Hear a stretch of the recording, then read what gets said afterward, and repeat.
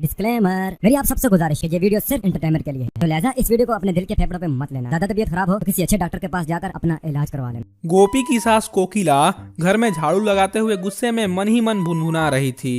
ये गोपी बहू की देर से उठने की आदत ना जाने कब खत्म होगी। तभी किंजल वहाँ आती है और कोकिला से कहती है, माँ और लाओ अमीर घर की बहू। तभी राशि वहाँ आती है। कोकिला राशि से कहती है, राशि बहू गोपी तो अब तक सो रही है, सुबह का नाश्ता भी नहीं बना। तभी गोपी बहू वहाँ आई। वह कहती है, क्या माँ जी, आप लोग क्या बातें कर रहे हैं? आओ बहू, तुम्हारा ही इंतजार कर रहे थे। तुम्हारे लिए चाय बना देती हूँ, फिर नाश्ता भी बना दूंगी। गोपी यह सुनकर बहुत खुश होती है। ठीक है माँ जी, लेकिन चाय में अदरक और इलायची डालकर बनाइएगा। कहते हैं अगर सुबह की चाय अच्छी हो तो पूरा दिन ही बन जाता है। कोकिला गुस्से में कहती है, एक तो इतनी लेट से सोकर उठी हो और उस पर से बना बनाया चाय चाहिए। चलो काम करने जाओ। माँ जी, मैंने आपसे तो पहले ही कहा था, मैं सुबह लेट से सोकर उठती हूँ।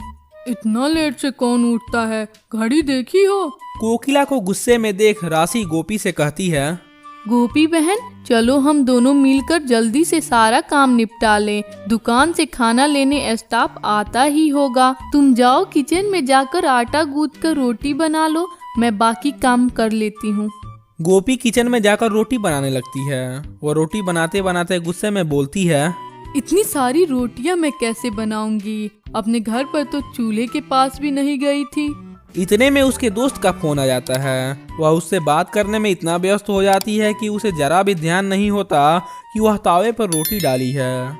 राशि आंगन में ही होती है। तभी उसे किचन से कुछ जलने की बू आती है। वह जाकर देखती है तो तावे पर रोटी जलकर राख हो चुकी थी।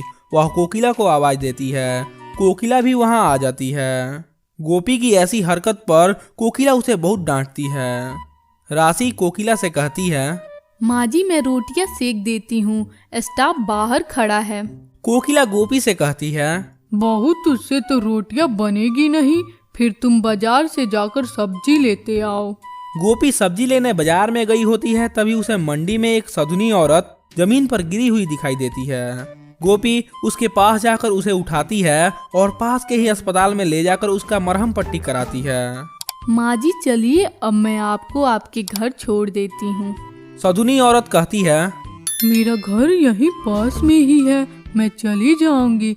तुम बहुत ही अच्छी हो बेटा, मैं तुम्हारी इंसानियत से प्रसन्न हुई।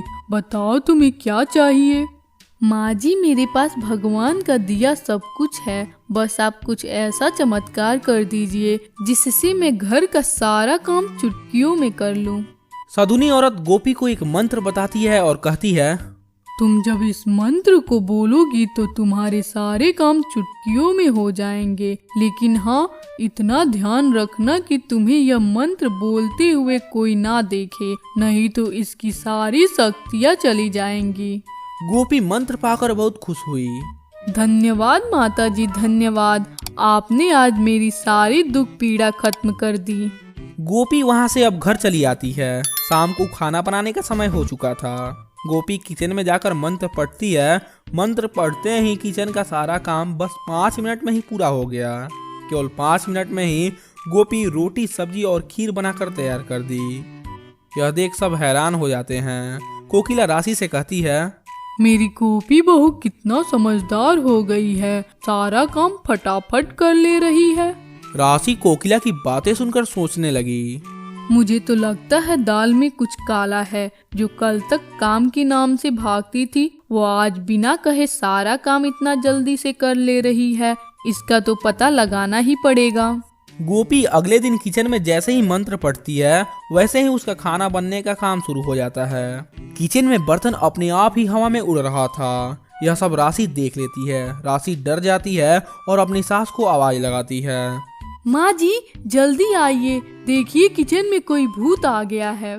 कोकिला भी वहाँ दौड़ कर आती है। वह भी बर्तन को ऐसे हवा में उड़ते देख डर जाती है। गोपी बहू भागो वहाँ से, किचन में भूत आ गया है। अरे माँ जी, आप यहाँ क्यों आ गई? अब तो मेरी सारी शक्तियाँ चली जाएंगी। अब मैं सारे काम जल्दी जल्दी कैसे करूँगी? कोकिला के पूछने पर गोपी इस मंत्र की पूरी घटना बताती है। कोकिला गोपी को समझाती है और कहती है, अगर हम किसी काम को लगन से करें तो इन चमत्कारों की कोई जरूरत नहीं है। हम उस काम को अपने दोनों हाथों से भी अच्छे से और जल्दी कर सकते हैं। अब रोना बंद करो मेरी प्यारी बहू। तो आपको कैसी लगी यह कहानी?